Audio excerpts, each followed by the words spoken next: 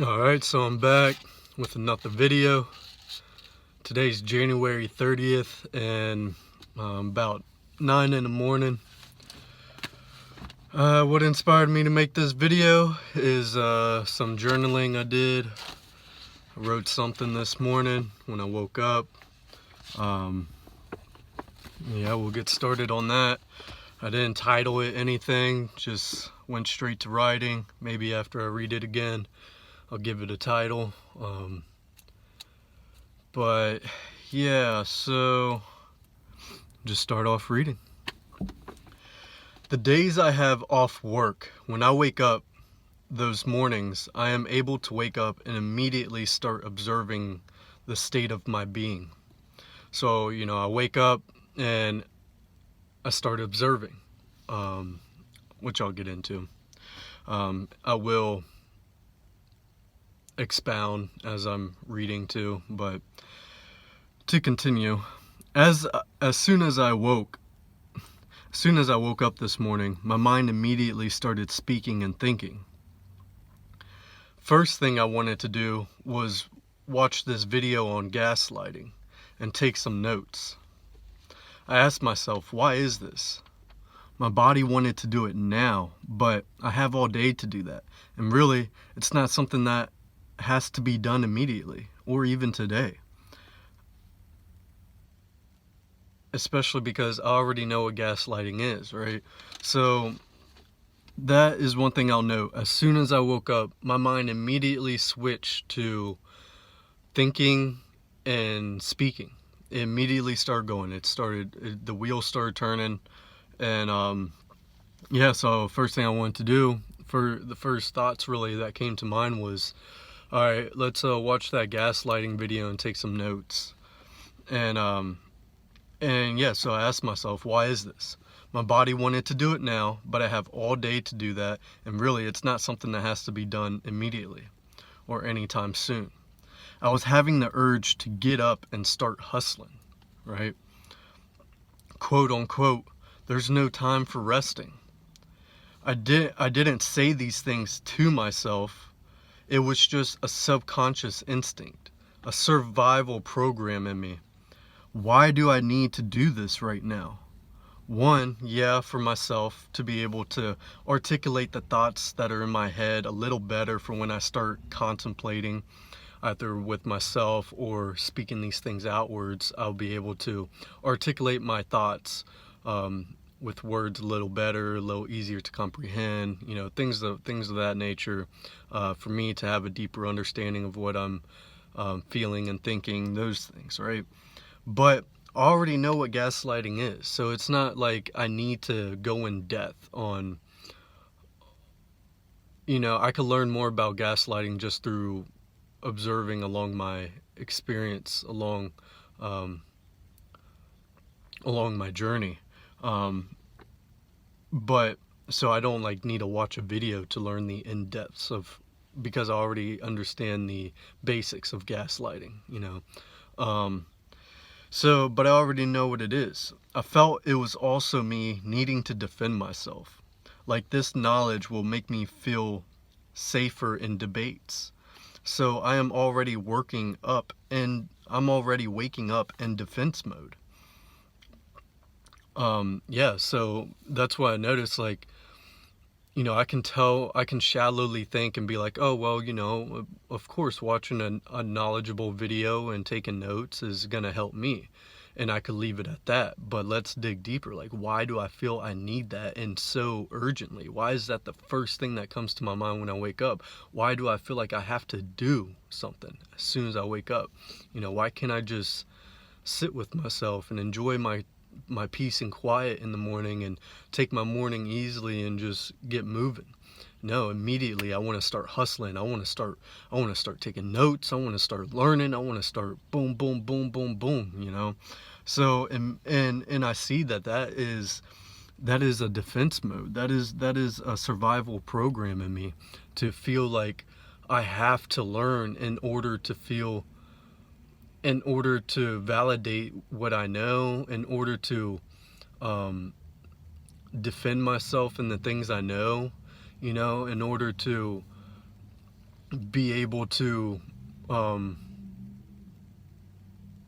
win conversations, win debates, so that, that's what that all tied into. It wasn't just for me and um, developing my own capability of critically thinking and such, and improving the faculties of my mind, but it was also out of defense. It was out of survival. I stopped my urge. I stopped my urge to make that video, or to watch that video, and continued observing my being, as in my body and my mind. I continued observing my body and mind as I stop the urge to get up, watch the video, and take notes. And so I was observing my body and mind's instincts to not succumbing to those urges, to not forcing myself to do these things that I felt I had to do. So after sitting with that and processing it in my mind, my mind went straight to, well, let's make a video like this.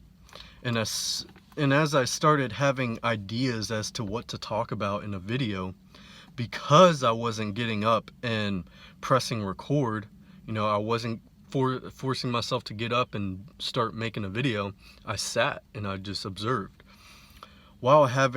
So after sitting with that and processing it, my mind went straight to, well, let's make a video. And as I started having ideas as to what to talk about in a video, because I wasn't getting up and pressing record while having these thoughts, anxiety started to rise. Quote unquote, oh my God, if I don't catch these thoughts, I'll forget. Out of fear, right?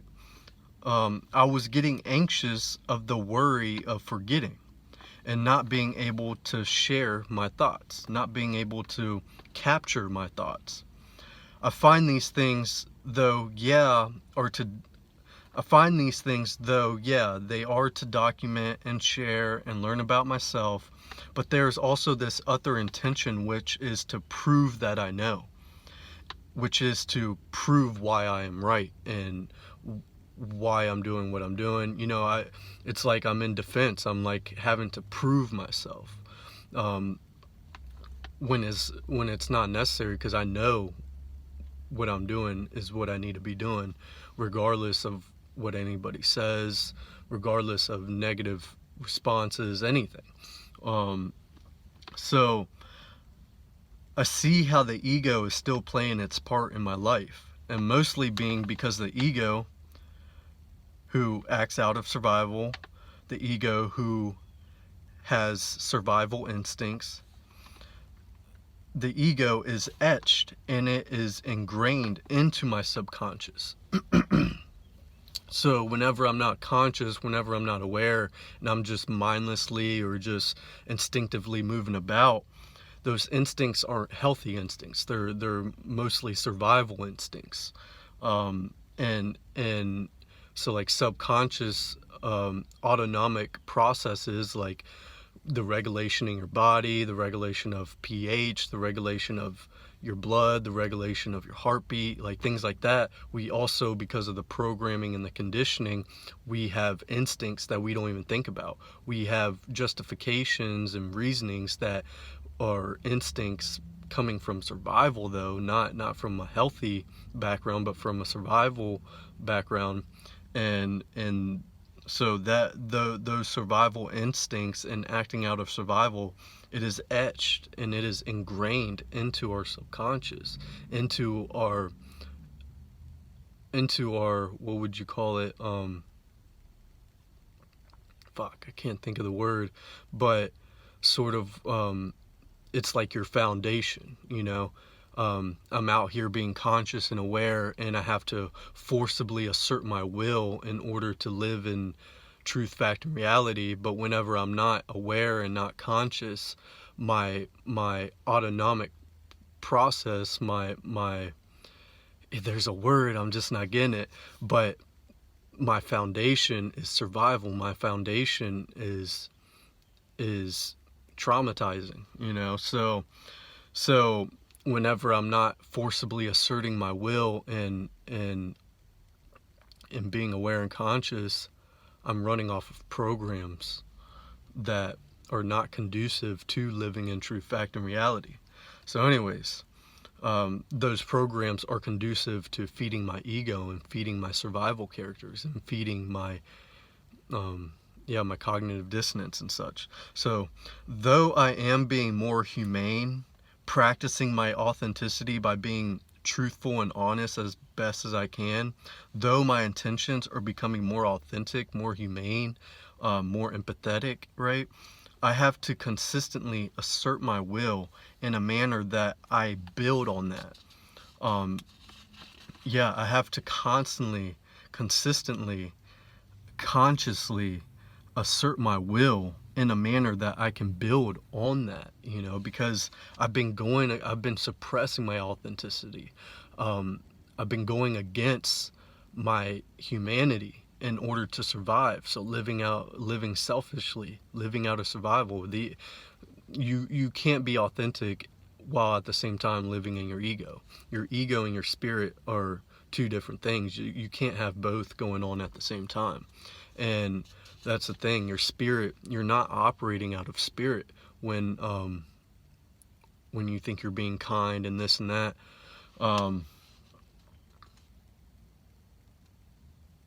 Because your spirit cannot take over this body if it's loaded with toxicity and loaded with slavery programming and loaded with limiting beliefs and just the biological function is just so majorly diminished and the system so majorly oppressed. You know, there's so much cognitive dissonance going on that the soul cannot operate in that, you know. So the soul has taken a back seat, and what we're living out of is the ego. Now, yes, we can be humane, we can be kind, we can be compassionate, we can speak truth, we can have empathy and sympathize for others, yes, but that's not totally operating from your spirit. You know, the spirit will not embody this avatar, will not embody this temple if this temple is broken and it's mostly acting out of survival and ego. But yes, you know, you can be humane, you can have empathy, you can sympathize for people, you can reason and know choosing this option is better than choosing this option, you know, and things like that. But that doesn't mean you're fully embodying your spirit. That's just being aware and conscious and stepping out of your norm, which is your survival instincts. So yeah, I have to consistently assert my will in a manner that I build on that, because I have lived by the ego. I have lived by the ego. Fuck, I already forgot what it said. I have lived by the ego. I have reacted out of survival every single fucking day of my life. Survival has become my identity. It's who I am, a survival character. So it's not that the soul or the spirit gets damaged. Because the spirit embodies this avatar once you're born, or whenever in the womb, whatever, however it works. But you're born tapped into your spirit, but because of the abusive system, because of the trauma as soon as being born into this world, of the whole process of being born, and then the whole thing with learning to adapt and being taught on how to comply and fit into these abusive systems. You know,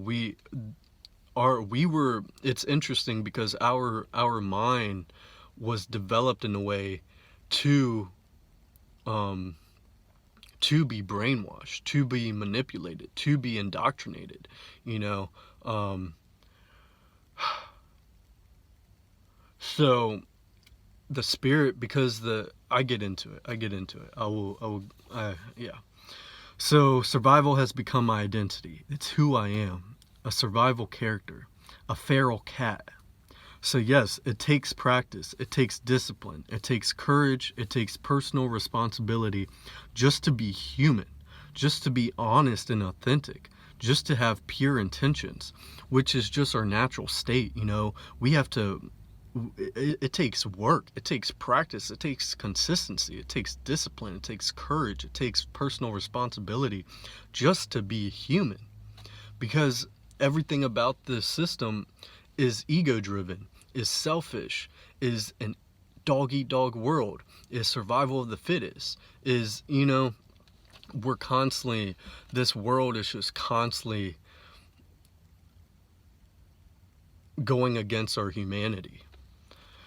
So this is why, instead of getting up and going and doing something immediately, instead of tasking and distracting myself immediately, instead of getting on my phone and having that in my face for the first 2 hours of my day, as soon as I open my eyes, 2 hours of the day, 1 hour of the day, 30 minutes, 15 minutes, 5 minutes. If you're just getting straight up, going straight on your phone and having to see what is happening, what you missed, you're reminding yourself of this, of the drama of your life. You're reminding yourself, you know, you gotta catch up. You gotta, and so it's that immediately.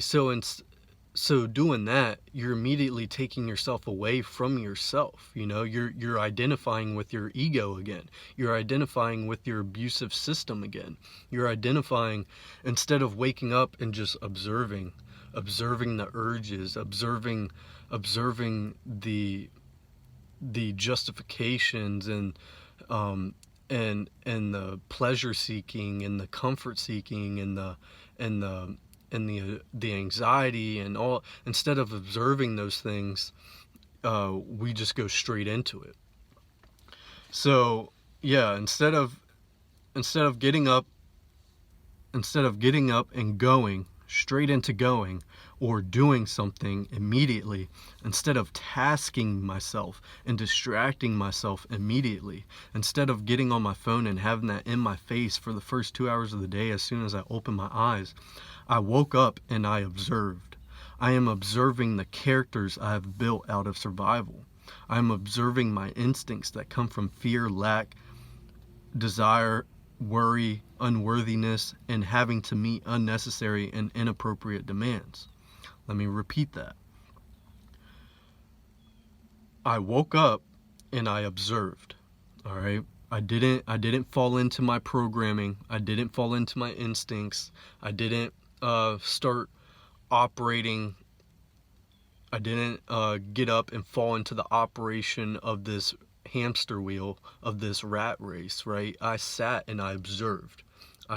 That was me. That was the real me, right? I was observing. I wasn't getting up and playing my character. I was sitting and I was observing. And what I was doing, I was observing the characters I have built out of survival.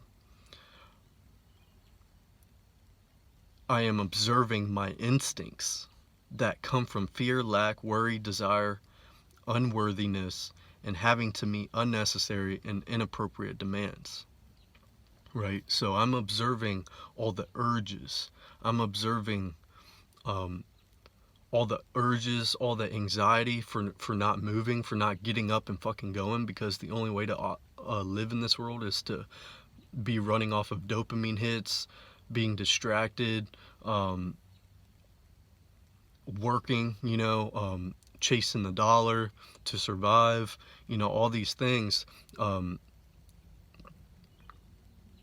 I was observing all those instincts, and my observing and stillness and calmness, you know, waking up and just straight to observing, waking up and being still, waking up and being calm in my presence, is a glitch within the matrix inside of me. I am destroying this matrix of corruption and dis-ease within me. I'm destroying that matrix because I'm not falling into operation as soon as I open my eyes. I'm not falling straight into my character and playing part in the system, in this system of operation that's currently in me, that's corrupt and creates a lot of dis-ease. This survival operation going on is no longer needed. It was necessary for when I was held hostage by my prison guards, when I was in a helpless little body, a baby, a child, that couldn't stand, nor speak for itself, nor run away from the toxicity. You're helpless. You're in a helpless little body. You're forced into the environment you're forced into, and you have to you have to deal with it. You can't run. You can't stand up for yourself. You can't even speak words. Your parents are so out of tune with it, being able to telepathically resonate with you and speak with you and feel you on a deeper level, because they're so caught up. So you can't even, they can't even respond to your authentic reactions to what's happening in a healthy way, in an understanding way.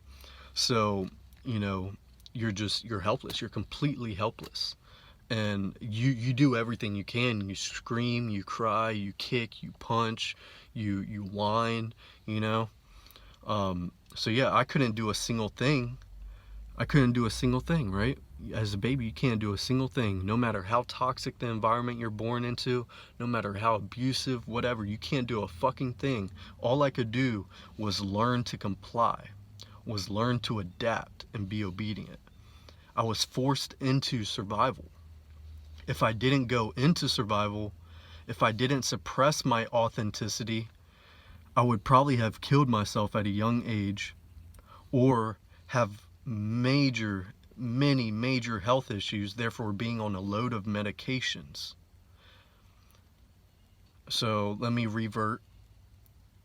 So yeah, I had to learn, because of the toxicity, because of the inhumanity, because of the dysfunctionality of my environment. I couldn't stand, I couldn't speak, I couldn't run. So I had to learn to comply. I had to learn to adapt. I had to learn to be obedient. I had to create a character who was accepted in this play, in these systems, because my authenticity has no room. It is not suitable in these systems, in these inhumane ways of living,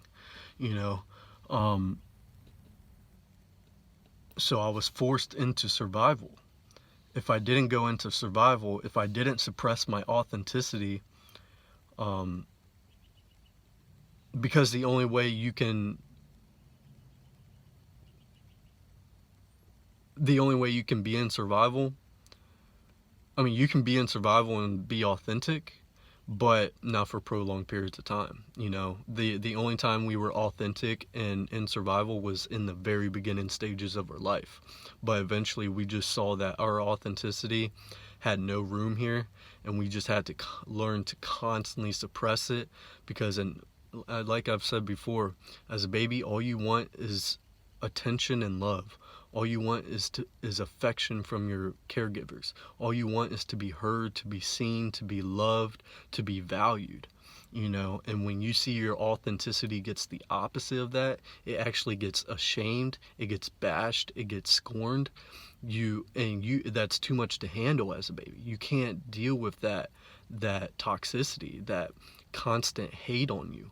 So you see, as your parents are forcing you to comply and fit in, you see, because at first when they're forcing you to comply and fit in, and because it's inhumane and it's inorganic, unnatural, you refuse.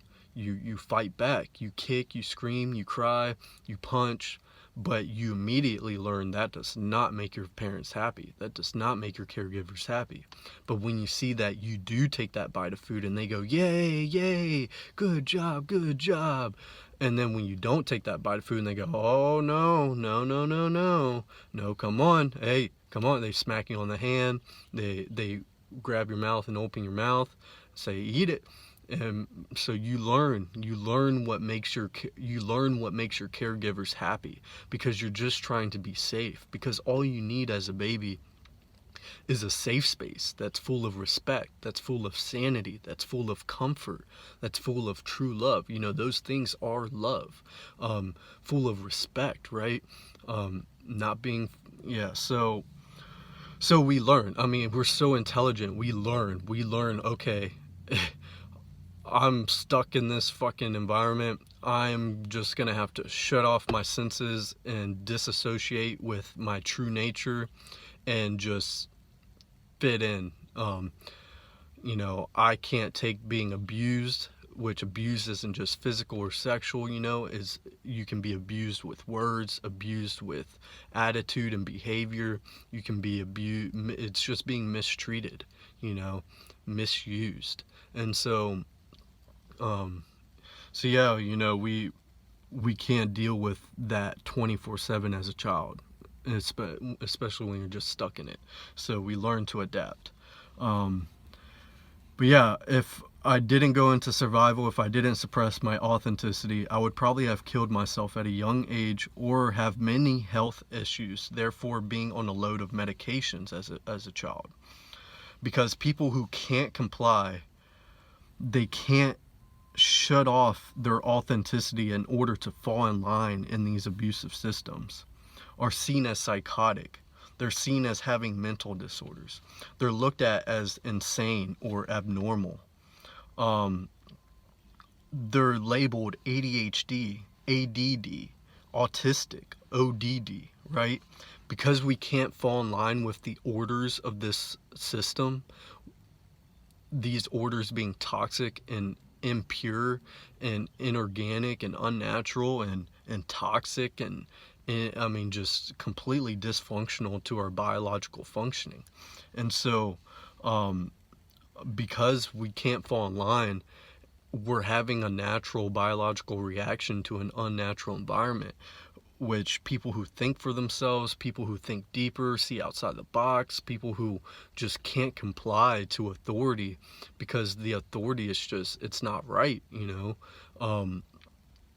They just can't comply. They're labeled as ADHD, ADD, autistic, ODD, you know.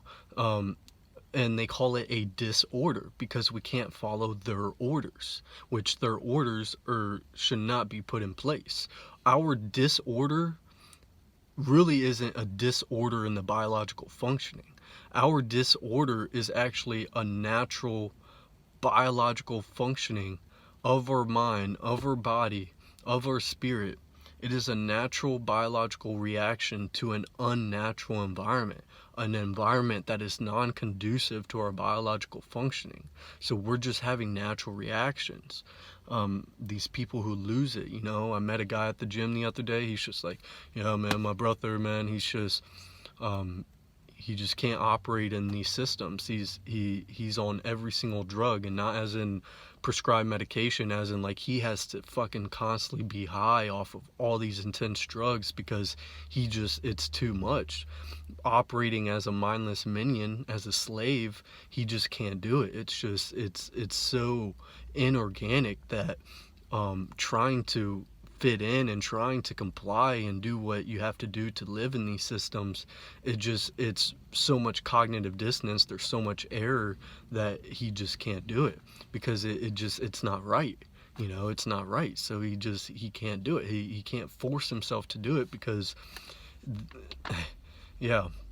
And that's a lot of people, you know, and they're thrown in psych wards, they're thrown on shit ton of medications, told that they have disorders, that something's wrong with them. It's completely fucking sick. I mean, it's just completely fucking sick. So yeah, like I think people who are able to operate normally in this environment and seem sane, you know, they're able to keep a house, they're able to pay their bills, they're able to go to work all the time, they're able to do all these things that are so 3D materialistic world, like, I think that is a disorder. That is a major disorder, um, because when you're living in that and you see it as normal and you see it as fine and you're just doing what you got to do to get along and go along to get along, that is a disorder, because you have learned to not be your authentic self. You have learned to operate out of survival characters and survival instincts, which living in survival is not what we're supposed to be doing. That shouldn't be our state of being 24/7 every day of our lives, which, even if you feel fine, but that's the thing, operating in this system at all requires being in survival, worrying about bills, worrying about someone hitting your car, worrying about electric being on, your stove being on, worrying about what you look like even the behavioral addictions where we care about what people think of us, we care about our status in this society, we care about our status quo, we care about we're scared of being judged, we're scared of not seeming lazy and not seeming like a hard enough worker, and like all these things. It's we're worried about what are not meeting the expectations set by our family, and constantly trying to prove to our family that we're worthy and that we can do these things, all that survival, all of that survival. So I wrote, God, that ODD one really pisses me the fuck off. It really does, because what it stands for, ODD, it's an acronym for oppositional defiant disorder, which the definition for that is a disorder in a child marked by defiancy and disobedient behavior to authority figures. We're labeled ODD because we can't follow their sick, toxic, inhumane, inorganic, impure, and unnatural fucking orders. So we get labeled and prescribed medication, and usually this label ODD is given to kids by the time they're 4, 5, 6, 7, 8 years old. That's when that is the prime time people are labeled this, and so and when you're labeled that, the only way you can be labeled that and go back into society is being prescribed prescriptions, prescribed medications. Yeah, and which the medications just numb the fuck out of you. They make you be compliant. They make you fall in line.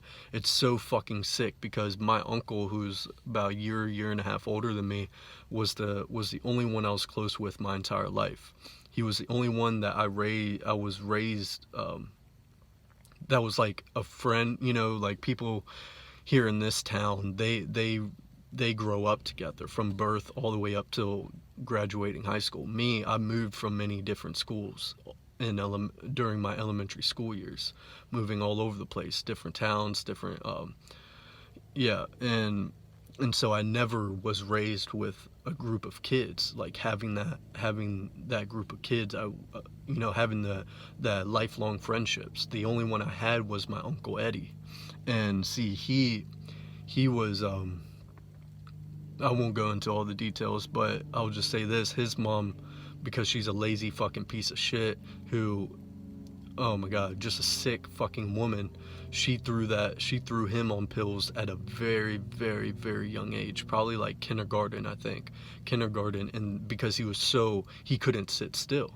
He just loved moving around, just a kid, right? What the fuck? You're gonna put a kid straight into a classroom and have them just sit for 8 hours a day? Like, that's not conducive to our biological functioning. Our biological functioning, we do not force ourselves to sit down, and pay attention to nonsense and be indoctrinated and be imbued with indoctrination.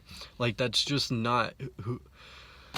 Yeah, so this bitch throws him on heavy medications, and she would give him one every time he needed one. As soon as he started coming out of the fog and the phase of that medication, that drug, boom, another one. And then because he was adapting to that dose, she upped his dose. And she just kept upping his dose, upping his dose, upping his dose, and giving him more, giving him more, giving him more, all the fucking time. I didn't find this out until when he committed suicide a couple years back, and my mom told me this. Like, it slipped out of her mouth, and she was like, yeah, well, I don't know how it came about, but she did tell me. She was like, yeah, she did. She put him on pills, because she was like, yeah, he's been on pills for his whole life. And I was like, what do you mean? And she said, my mom gave him pills whenever he was in kindergarten. And so I was like, oh, wow, okay. So his mom turned him into the addict that he was, because his mom was also very highly emotionally immature. So she couldn't, because he loved his mom. Everything he did was for his mom. And she was the type of bitch where he just wanted a hug, and he'd keep nagging her for a hug or holding onto her leg or something, and she'd slap the fuck out of him. You can think of like Hispanic families. Hispanic families are usually known for aggressive mothers, like kind of slapping their kids upside the head, pulling their hair, pinching their skin, and that's what she would do. But she was aggressive. Like, she would just, all he wanted was her attention and affection and love, and instead he's over there asking for it, and she would just bop, bop, bop, bop, leave me alone, bop, bop, get the fuck away, like just nasty. And just think of being a kid, and and it's just crazy, because yeah, so he turned into a major fucking addict. He turned into a major fucking addict. I remember when he got out of jail, because he was in jail by the time he was like 20, and 19 maybe, and he was in there for like a year and a half or so, and he came out, hit me up, and we started hanging out again.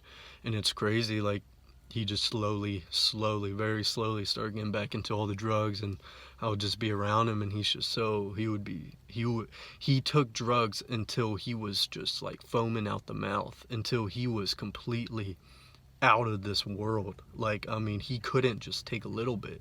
He would have to get fucking extremely hammered and be passed out for hours, and like just a brick. Like, there was no waking him up.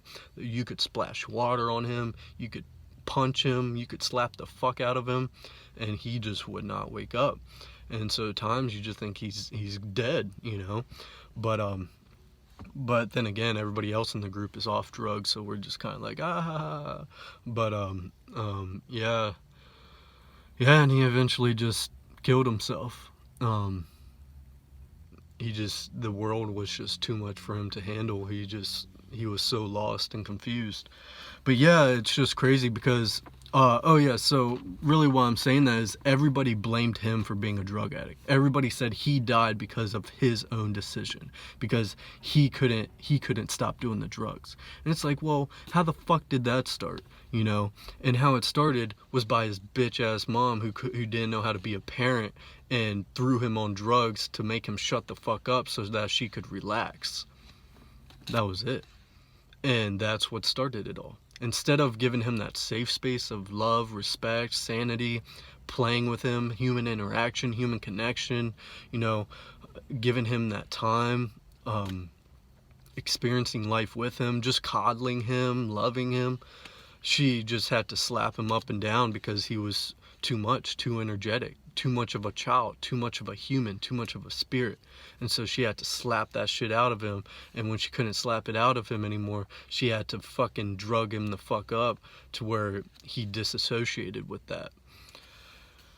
Yeah, it's completely fucking sick. I mean, you can get so much deeper in that with so much deeper detail, and yeah, it's just sick. It's completely fucking sick, and it just pisses me the fuck off. I swear, this idiocracy by the mindless minion slaves, the normies you see all operating out here, and the perversion and tyranny by the authoritarian figures irks the fuck out of me. It's so hard not going and putting hands on these motherfuckers to become an assassin and take out these corrupted individuals. But I am an assassin. I am a murderer. I am a killer, as I am demolishing this ego, this old man within me. The only way to win this game is by not playing. The only way to defeat the enemy is not by fighting the enemy hands on, but creating a life for oneself which the enemy becomes obsolete. We're aware of the enemy, but we're dependent upon it. We're angry at the enemy, but we praise and worship it so much. We rebel against the enemy by smoking a little pot, or getting up 5 minutes after our alarm, or getting to work right on the last second of clocking in to show our carelessness, right? But we spend the other 23 hours of the day following right in line with what we're obligated to do. The only way to defeat this enemy is by no longer playing its game. The only way to defeat the enemy is by living a life which the enemy becomes obsolete, no longer needed, no longer necessary, no longer an attachment to it. This is all done by healing and detaching. Instead of focusing on defeating the Grand Master, right? Instead of focusing who the God is and who created all this and who's at play and who's controlling, and instead of focusing on the Grand Master, who's at level 100 and you're still at level 1, we need to focus on the first challenge at hand. Those 99 levels between me and the Grand Master are all battling the enemy from within. The conditioned beliefs, the addictions, the alter egos, the survival characters, the masks, the amount of personalities we've created and we act differently with each person, the self-destructive habits, the slavery programming, the emotional attachments, the mental attachments, the behavioral addictions, the emotion addictions, the ego-driven behaviors and intentions, etc. There's so many enemies within that we have to face before we even try figuring out what the bigger scheme is. Why even plan on how to defeat the ultimate when the challenges at hand are intricate in themselves? You know, focusing on the task at hand, one challenge at a time, prepares us by developing our strength, skill, and knowledge for the next challenge that comes. It's just like wrestling, for example. Our coach would tell us, don't give a fuck. Why the fuck are you thinking about the finals? Why the fuck are you assuming who's going to win what match and who's going to end up meeting at the finals in your weight class? Focus on your first match. What if you lose that first match? Then the finals is totally out of picture. Then you spent all that time thinking about the finals, and now it's not even going to happen because you lost your first match, and now you're in the consolation bracket. You know, it's just like that. Why the fuck am I going to worry about the number 1 seed in my weight class, or worry about getting to the finals, when that's not even determined, when that's not even, you know, in order to get there, I have to go through all these other battles to get there first. So I need to put all my time and attention on how I'm going to defeat my first guy, how I'm going to go about my first match, and not worry who is going to be my next match. That next match will come when it comes, and I'll figure out what I got to do when that time comes. But before it comes, all it is just fantasy. All it is just assumptions, you know? And none of it's actually determined. None of it could even, and what I assume could never even become true. You know, so you got to prepare, you got to focus on the things that are at hand. And so because that's what gets me with all these God people and things like in religion, is like they just want to know the bigger picture. They just want to know who created and how this came about and how this was made and how we were made and how the soul was made and this and that. It's like, dude, how the fuck you're thinking? You have to be focusing on that and not having healed any of your mental and emotional baggage, have not worked on detaching, have not worked on reclaiming your authority, your sovereignty, your authenticity, and your true nature. Without having done that, you're thinking in the confinements of your mind. You're thinking in the box that you've been placed into, being imbued with propaganda and programming that is limiting, that puts you in a box that is so far away from truth. And so for you to be operating from those programs and those beliefs and trying to figure out the truth of this world is just ludicrous. It's idiotic. It's meaningless. It's pointless. It's a waste of time. You know, in order to get there, do the works to get there. You know, okay, instead of trying to focus on tackle the highest rung on the ladder, you got to climb the first 44 steps on the ladder to even get there, to even see what it looks like when you get to the top of the ladder. You know, until then, all you can do is assume. Until then, all you can do is theorize and just wishful think and all these other things. So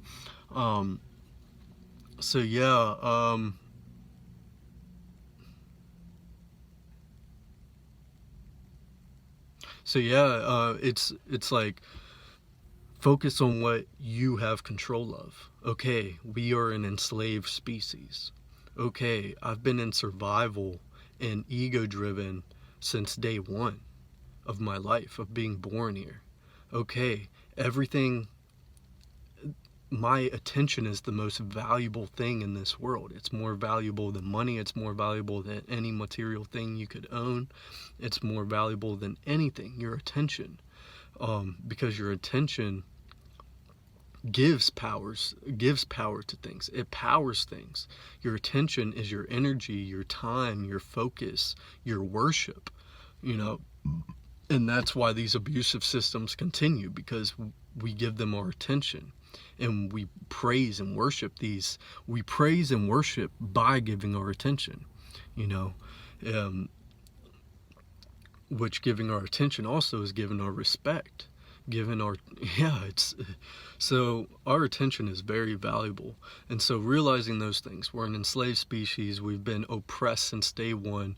We've been indoctrinated in order to feed our attention, in order to consent to our slavery, in order to willingly hand over our power and everything to keep the system going.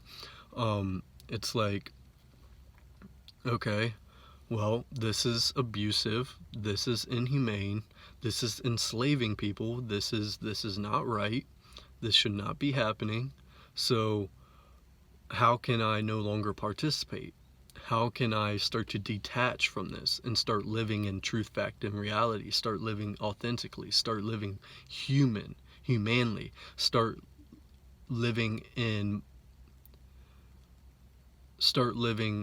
in my true nature, you know, with, or living, operating naturally in our biological functioning, you know. And it's like, okay, you know, where am I placing my attention? What am I worshiping? What do I spend the majority of my time doing? You know,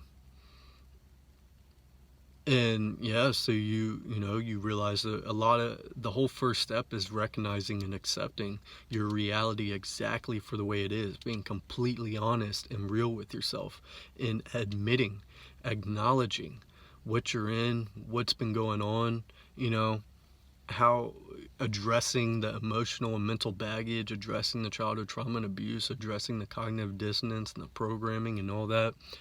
And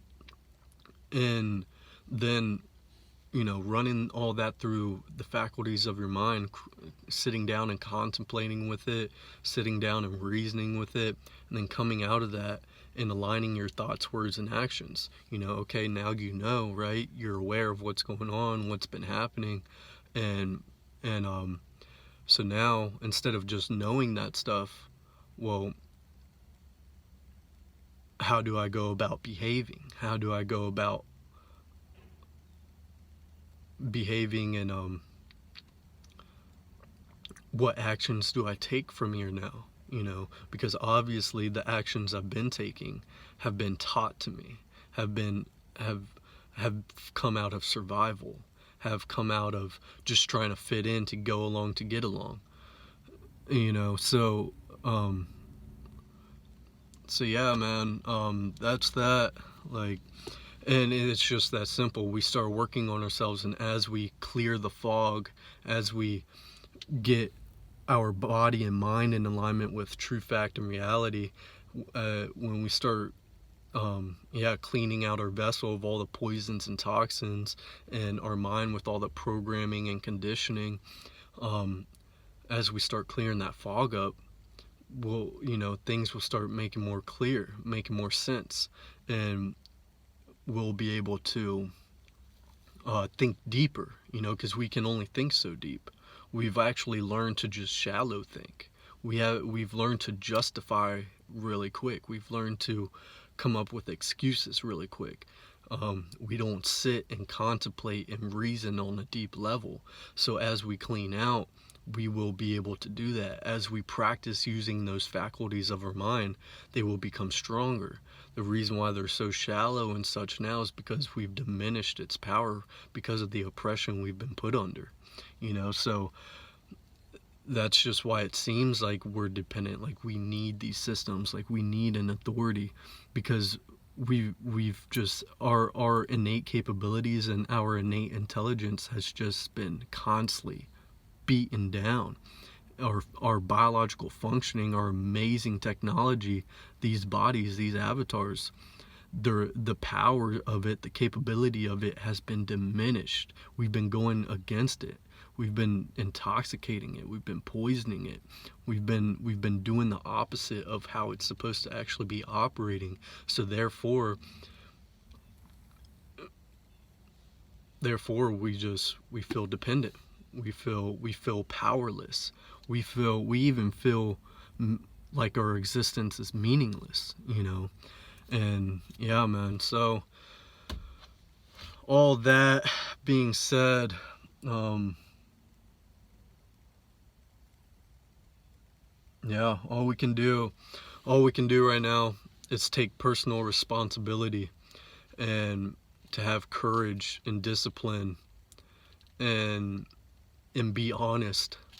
And that's the only way we're gonna get to the answers we're looking for, the bigger answers we need, because I spend zero time theorizing. I spend zero time fantasizing. I have zero desire for the knowing of the ultimate answer. I don't seek for knowledge at all. I stopped watching channels. The only channels I watch are people who are on the same journey, who are documenting their journey and just speaking their experiences and their stories. Because when we're honestly speaking our stories and our experiences and explaining every detail of what we're going through, because other people who are on this journey, although all our stories and experiences are different, the truth of the matter of it all is the same. We're all oppressed. We're all enslaved. We're all ill. We're all being attacked. We've all have trauma and abuse. Yes, the stories are different. Yes, the experiences are different, but the concept of it all is the same. So even though your experience was different, but even though your situation was different, but your experiences of it or alike, like they're similar in some ways on how it's just so much goes into it.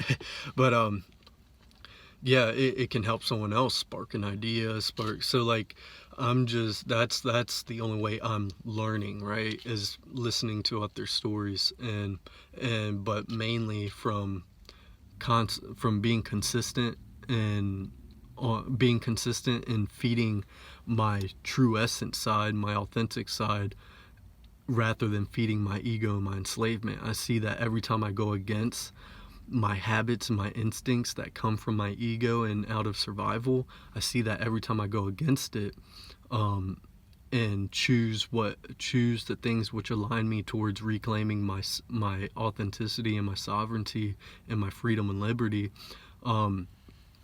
as I choose those things, I learn from the experiences of not succumbing to the person I've been living for 25 years, you know, the old man, the ego. And yeah, so um yeah, it's so nice not having to seek knowledge anymore. Um it's so nice not feeling like I need this piece of knowledge in order to get further in my journey. No, all I need is discipline, self-responsibility, self-introspection, honesty with my self-introspection, courage, and that's all I need to continue um, developing and blossoming into my true nature, you know, into reclaiming the truth and reclaiming that trust and knowing within myself. Yeah, so that's about it, I think. Yeah, peace.